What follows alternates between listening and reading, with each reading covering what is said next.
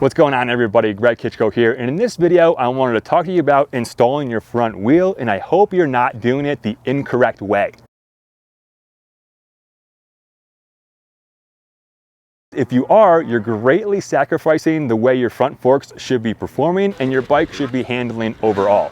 You could also potentially be damaging the front forks as well. So to help us out with this, I've recruited the help of the MotoXperts Race Tech Suspension Specialist to help us understand how to properly install our front wheels. Okay, so front wheel install. What we want to prevent happening is changing the distance between these lugs once that wheel is installed. The way these lugs sit distance-wise is what we want that to stay the same once the wheel is in.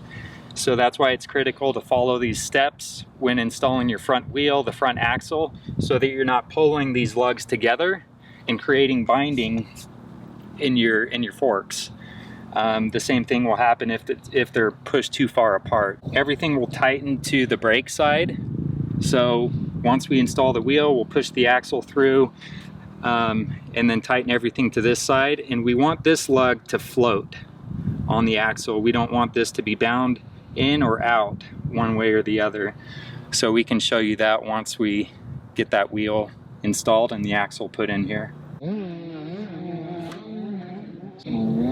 Take your axle, get it through this side. I'll kind of wiggle that the lug around to get it started. Next, you'll get your axle nut, thread that on.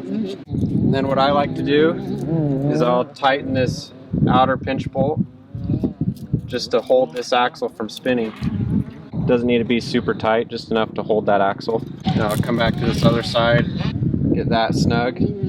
Doesn't need to be over tightened. A good torque spec on this would be roughly 25 foot-pound to 30 foot-pound depending on your manufacturer.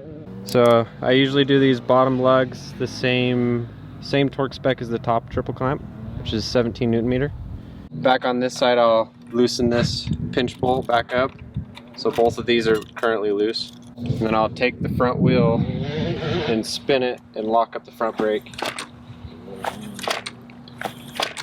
What we're trying to do there is get this axle from binding. See, that's a bound front fork, for example.